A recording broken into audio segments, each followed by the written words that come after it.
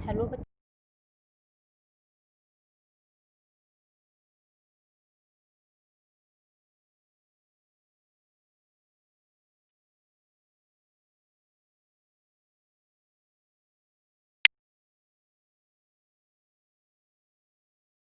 राजा की पत्नी है, राजा की पत्नी सुदक्षिणा, तो उनको लौटाने का कार्य करेंगे राजा इसमें।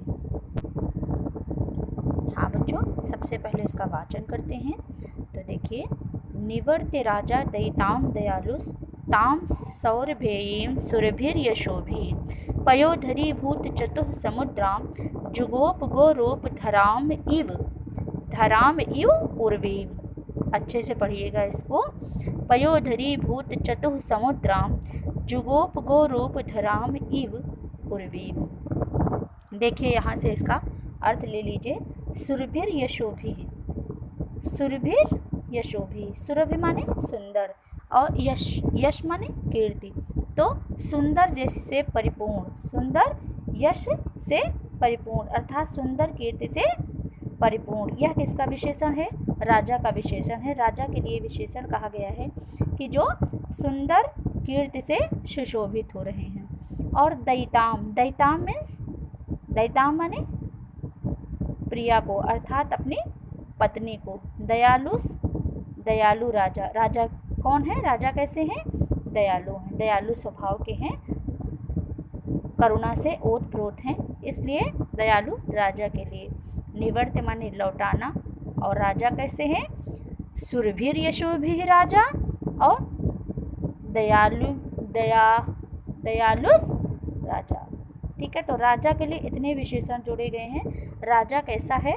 दयालु है अर्थात करुणा रूपी भावना से ओतप्रोत है, और कैसा है?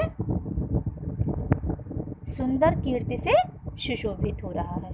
तो ऐसे यश से सुंदर, यश से सुंदर राजा, यश से सुंदर और करुणा से युक्त अर्थात दयालु राजा ने ताम सौरभीम, ताम पट से किसका बोध हो रहा है? ताम पट से उस सुरभि अर्थात उस गाय का बोध हो रहा है, क्योंकि दयालुस ये सा तो ऊपर चला गया। देखिए आप यहाँ पर डैश का चिन्ह लगा हुआ है, इसका मतलब है कोई बात यहाँ पे अधूरी थी जो इस आधे सा के रूप में जुड़ी है। और ताम, ताम अलग पढ़ेंगे तो ताम पट से किसका बोध हो रहा है? ताम किसके लिए कहा गया है? उस गाय के लिए कहा गया है। तो देखिए, यश से सुंदर राजा, दयालु राजा ने यश से यानी सुंदर कीर्ति से सुशोभित, करुणा से ओतप्रोत यानी करुणा से भरे हुए राजा ने नंदिनी के मार्ग का, कौन किसका अनुसरण कर रहा था? रानी नंदिनी के मार्ग का अनुसरण कर रही थी ना। तो क्या कहा कि तो राजा ने नंदिनी के मार्ग का अनुसरण करती हुई दयिताम माने प्रिया को निवर्त्य माने लौटाकर, निवर्त्य माने लौटाकर, ताम सौरभेयीम, सौरभेयीम, सौरभेयीम कौन है? सौरभेयीम कामधेनु की कन्या है। कामधेनु की कन्या का क्या नाम है? नंदिनी है। तो सौरभेयीम कामधेनु की कन्या नंदिनी को, कामधेनु की कन्या किसको? नंदिनी को। और ऐसी नंदिनी, ऐसी नंदिनी, ऐसी नंदिनी जिसके पयोधरी भूत चतुः समुद्राम, पयोधरी भूत चतुः समुद्राम। अब देखिएगा, पयोधरी भूत चतुः समुद्राम ये सौरभेयीम तथा उर्वीम इन दोनों का विशेषण है।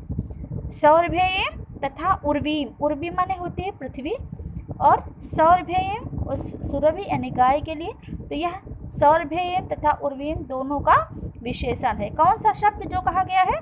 पयोधरी भूत चतुः समुद्राम, यह सौरभेयम तथा उर्वीम दोनों का विशेषण है। और यह गाय के पक्ष में इसलिए कहा गया है, इसलिए इसका अर्थ किया गया है क्योंकि इसके स्तन से निकले हुए जो दूध था इसके स्तन से निकला हुआ, वह कैसा था? जितना कि 4 समुद्रों में पानी, 4 समुद्रों में उतना पानी भी नहीं रहा होगा जितना इसके स्तन में दूध था, इसलिए यह इसका विशेषण है। यानी चारों समुद्र ही हैं स्तन जिसके, ऐसी पृथ्वी को चारों समुद्र ही है। देखिए, पयोधरी भूत चतुः समुद्राम, पयोधरी, पयोधरी किसको कहा है? उसे धेनु को। और भूत चतुः समुद्राम, चारों समुद्र ही हैं स्तन जिसके, ऐसी पृथ्वी, ऐसी पृथ्वी को, ऐसी पृथ्वी पर। तो राजा क्या कर रहा है? अपनी प्रिया सुदक्षिणा को लौटाकर चारों समुद्र ही हैं स्तन जिसके, ऐसी सुरभि की पुत्री नंदिनी की, ऐसी सुरभि की पुत्री नंदिनी की गो रूप धराम इव उर्मीम, गौ रूप में इव उर्वीम, पृथ्वी के समान रक्षा की। गौ के रूप में उन्होंने गौ की रक्षा इस प्रकार की मानो वो समस्त पृथ्वी की रक्षा कर रहे हों। ठीक है, तो एक बार फिर देख लीजिए। निवर्त राजा दयिताम दयालुस दयालुस ताम सौरभेयीम सुरभिर यशोभिः पयोधरी भूत चतुः समुद्राम जुगोप गो रूप धराम यु उर्वीम। मतलब सुंदर यश से, सुंदर कीर्ति से परिपूर्ण और दयालु राजा ने नंदिनी के मार्ग का अनुसरण करती हुई दयिताम माने प्रिया को, निवर्त माने लौटाकर, और पयोधरी भूत चतुः समुद्राम, चारों समुद्र ही हैं स्तन जिसके, ऐसी सुरभि की पुत्री नंदिनी की, सुरभि की पुत्री की अर्थात नंदिनी की, गो रूप धराम यु उर्वीम, गौ रूप में पृथ्वी के समान, जुगोप माने रक्षा की, जुगोप माने रक्षा की। ठीक है, इसके बाद आप इसका संस्कृत में भी भावार्थ देखते चलिए और लिखते भी चलिएगा। परम दयालु राजा प्रियतमाम ताम सुदक्षिणाम, परम दयालु राजा ने प्रियतमाम मतलब अपनी प्रियतमा को, ताम मतलब जो किसके मार्ग का अनुसरण कर रही थी? नंदिनी के।